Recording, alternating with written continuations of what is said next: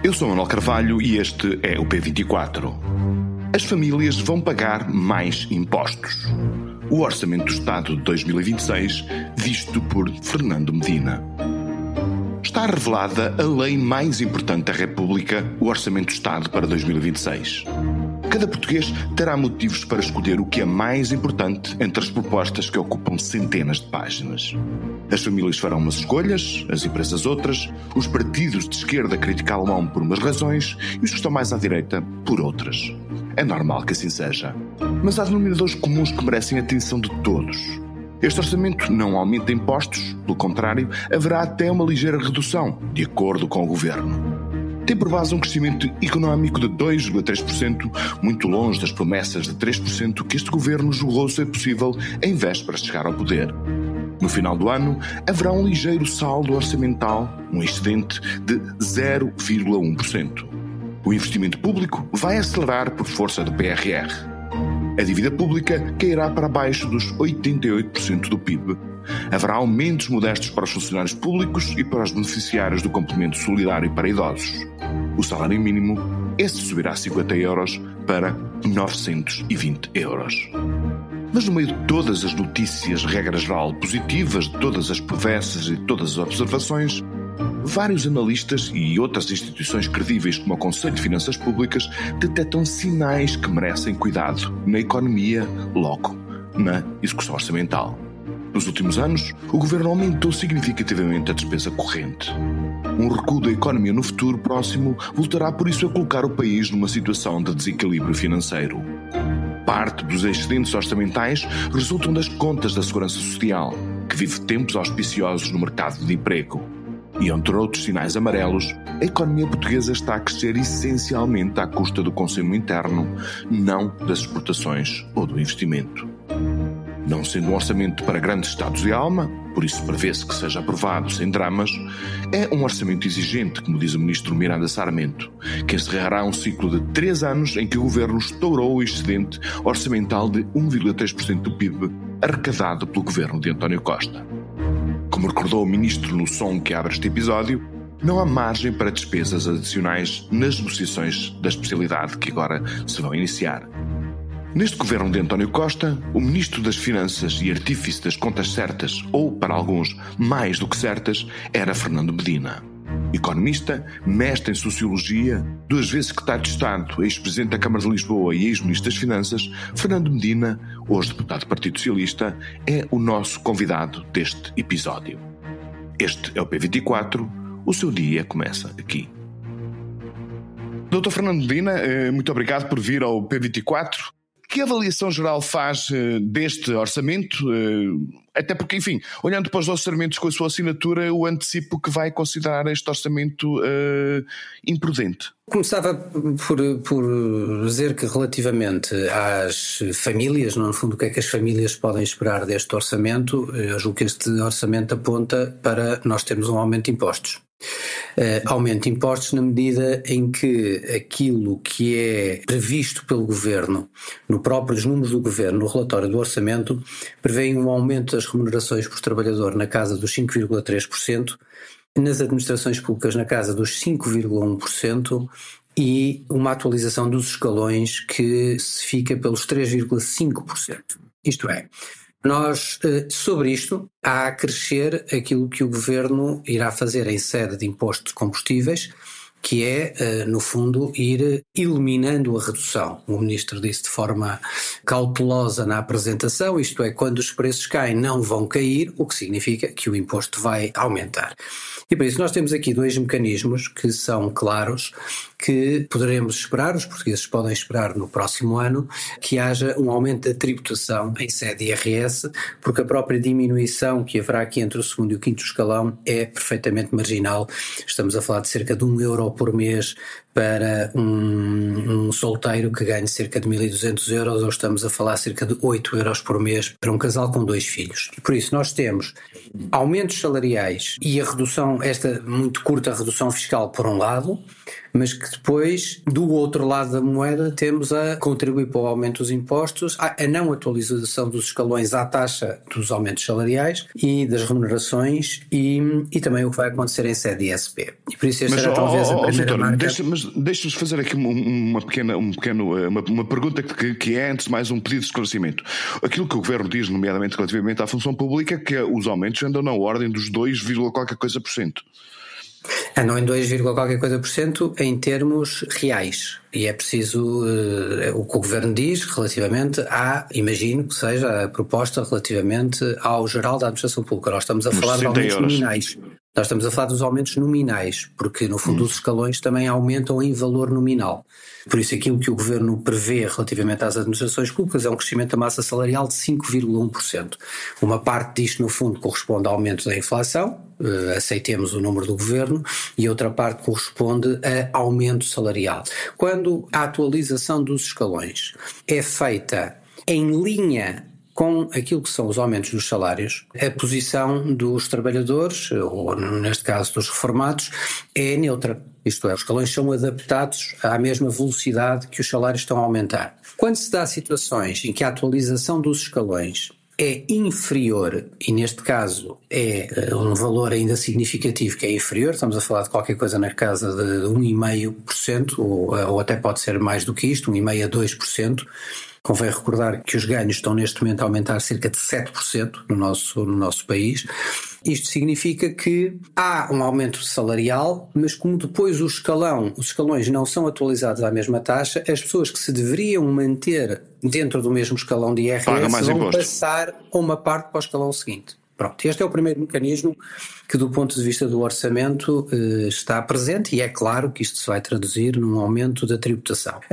Aliás, algo que foi muito criticado no passado pelo próprio Ministro das Finanças quando aconteceu, mas neste seu orçamento vai acontecer, ao contrário, por exemplo, do que aconteceu no orçamento para 2024.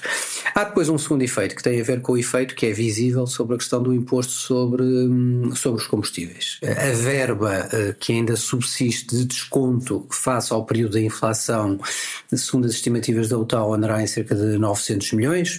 Vamos dar como bom esse número para o nosso debate.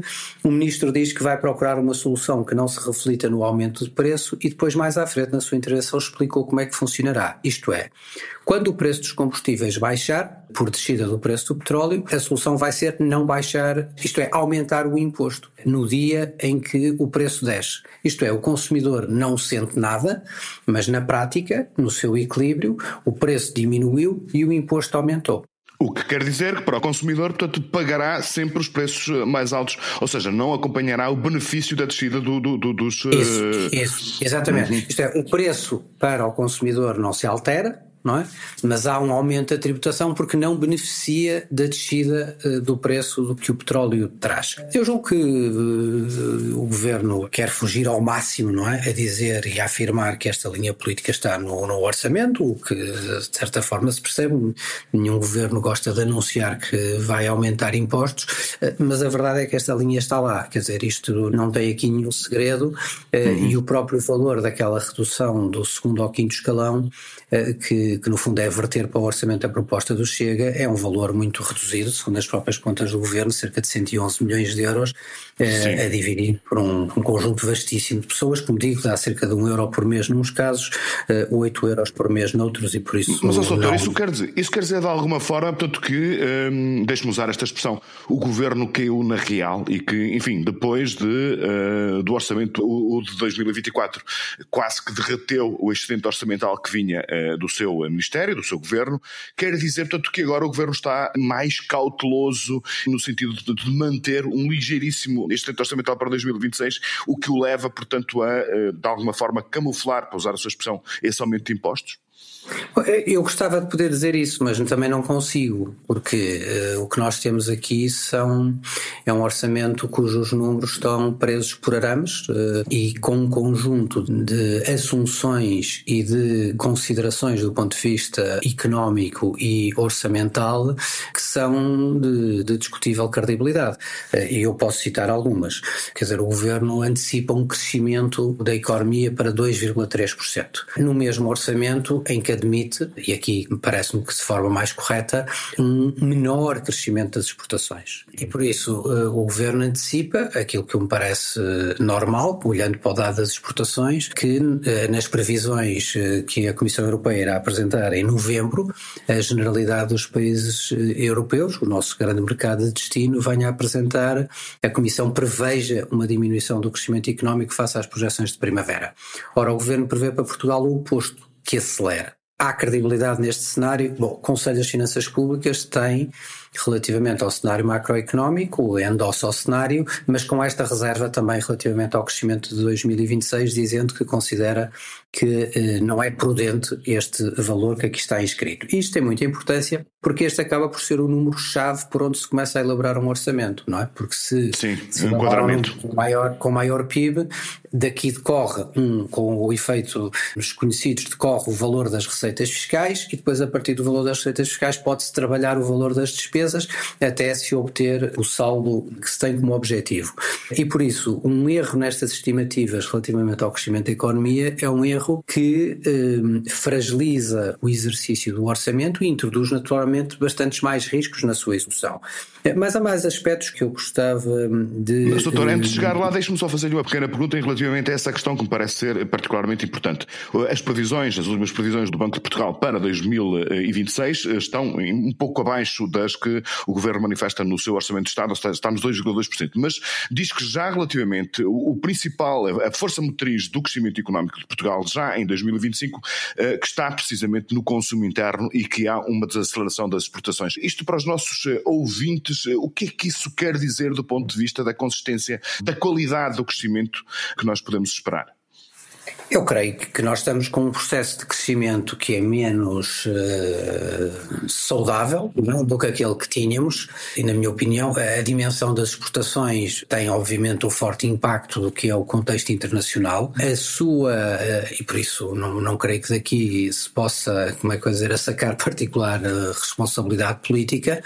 O que já me parece alvo de menos apoio foi no fundo o conjunto das operações feitas, nomeadamente com a questão das retenções na fonte, que conduziram a um aumento do rendimento disponível das famílias que tem uma artificialidade do ponto de vista das famílias, porque isto vai se traduzir num menor rendimento relativamente às devoluções do IRS no ano de 2026. E por isso este sistema foi utilizado já em 2024, foi de novo utilizado em 2025, teve impacto macroeconómico, como é percebido, isto é... Acelerou o consumo. A disponibilidade de mais dinheiro em caixa leva a que as pessoas vão consumir esse dinheiro, mas não só isso do ponto de vista das famílias. Eu não estou aqui a falar que aqui há algum aumento de impostos envolvido, não, estou a falar simplesmente da alteração muito brusca do padrão entre retenções na fonte e depois reembolsos, que faz com que haja aqui uma antecipação muito forte da despesa com consumo, mas que depois chegará no próximo ano e não haverá. A não ser que depois se procure repetir o mesmo esquema nos anos seguintes. Ora, o Governo já não terá margem para continuar a fazer. E por isso nós estamos, de facto, concluindo, creio, num momento de um crescimento menos saudável do que aquele que tínhamos, até porque eu acho que outro dos aspectos que me parece com dúvidas de credibilidade é como é que nós, perante um cenário de um quadro europeu e mundial, que é aquele que se coloca, está previsto uma significativa aceleração do crescimento do investimento global da economia, da formação bruta de capital fixo. Não me parece compatível exatamente uma coisa com a outra, para mais quando se avolumam as dúvidas sobre a execução plena dos empréstimos do PRR, até como forma de preservar a capacidade orçamental do Estado. Aliás, o Ministro das Finanças foi bastante cauteloso no que diz respeito à execução da parte dos empréstimos do PRR, o que, enfim, de alguma forma nos pode alimentar a ideia de que se houver problemas na execução orçamental e no cumprimento das metas, nomeadamente do déficit, que pode haver aí algum corte, algum travão. Isso, aliás, é das más decisões, não é? Que estão no orçamento, é das más orientações que estão no orçamento. Uma última pergunta, Sr. Doutor. Este orçamento, tudo indica, vai ser aprovado, vai ser viabilizado com alguma facilidade. Sente-se confortável com a posição do seu partido, caso seja essa a orientação do líder do Partido Socialista, no sentido de viabilizar? O orçamento, o Partido Socialista tomará a sua decisão, não faço parte dos órgãos dirigentes do Partido Socialista e por isso serão esses órgãos a tomarem a decisão relativamente ao orçamento. Eu creio que partilho do sentimento da generalidade dos portugueses, quer dizer, que seria impensável virmos a ter uma crise política neste momento. Agora, também registro que o parceiro efetivo, do ponto de vista político, do governo neste momento é o Chega. Quer dizer, nós temos uma situação diferente do ponto de vista político do que aquele que tínhamos na altura das eleições. Quer dizer, à saída das eleições, a AD tinha ganho, tinha conquistado a sua posição de liderança, o Chega cresceu, mas tínhamos um Partido Socialista e temos um Partido Socialista ainda como terceira força política com grande expressão. Mas no fundo havia 3 blocos, não é? Diferentes, e o Primeiro-Ministro sempre a anunciar o não é não e pelo menos a anunciar que iria fazer o processo de diálogo relativamente aberto.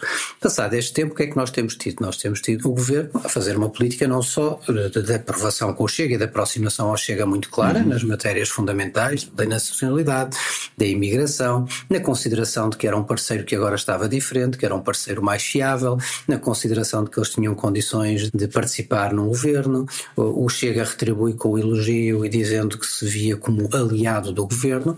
E bem, este é o quadro político que nós temos. Nós temos neste momento uma maioria funcional na Assembleia da República e uma maioria à direita. E não é por acaso que vemos aqueles nomes do PSD, no fundo, a apelar. Bom, assuma-se aquilo que está aos olhos de todos. Eu gostava só de sublinhar na gravação um último aspecto sobre as questões da fragilidade do orçamento, que há pouco me esqueci, mas que considero particularmente importante. Sim, muito rapidamente, por favor. Muito rapidamente, que é algo que me preocupa muito, que é o que está a acontecer no Serviço Nacional de Saúde e na despesa com o Serviço Nacional de Saúde. Talvez o número mais irrealista que está constante no Orçamento de Estado é a previsão da queda de 1,8% da despesa corrente da saúde. Ora, atualmente, com os dados conhecidos até agosto, a despesa total com o SNS está a crescer 10,5% e a despesa com o pessoal está a crescer 12,1%. E estão a ser abertas negociações com outras carreiras profissionais como os enfermeiros. E por isso não há nenhum realismo em partirmos de taxas de crescimento desta natureza que são completamente insustentáveis para uma queda de despesa em 1,8%. Isto não existe, isto não é possível ser atingido. E vai-nos levar, creio eu, à má decisão que o Governo hoje não quer anunciar, que é, no fundo, vamos chegar a determinada altura e o Governo vai estar confrontado ou assegura minimamente um valor orçamental que não será, na minha opinião, de superávit orçamental, já será de déficit, mas vai assegurá-lo pela pior das razões, isto é, vai, porque tem a despesa corrente a crescer muito, vai cortar no investimento público, que, nomeadamente, com o atraso ou a não utilização de empréstimos do PRR, tomando a pior das opções, isto é, vamos regressar aos déficits, não por bom investimento público, isso seria perfeitamente justificável, o país não tem que estar sempre em superávit em todos os momentos, isso não é boa política económica, nomeadamente se esses déficits se justificarem por bom investimento público. Agora, quando esses déficits representam despesa corrente numa situação de pleno emprego, bom, isso é obviamente uma situação em que as finanças públicas não estão bem. Nem tem grandes perspectivas de futuro. Doutor Fernando Medina, muito obrigado por ter vindo ao P24, foi um prazer ter falado aqui consigo. Até a próxima, muito obrigado. Obrigado, até à próxima. Donald Trump irrita-se com tudo e todos os que o contestam e irrita-se também com os que desconhece. Ora, um político com um pequeno mundo na cabeça, incapaz de fazer e divulgar playlists para o verão como Barack Obama, não conhece seguramente Bad Bunny. Por isso, quando soube que o artista de Porto Rico, que canta em espanhol, foi escolhido para atuar no intervalo do Super Bowl, o maior acontecimento desportivo da América, Trump desabafou. É uma escolha absolutamente ridícula. O presidente não explicou porquê, até porque, confessou, não conhece Bad Bunny. Mas o P24 pode aduzir algumas razões. O artista com projeção global canta em espanhol. A sua música tem raízes latinas, ou seja, tem traços multiculturais. Algo que o todo-poderoso morador da Casa Branca detesta.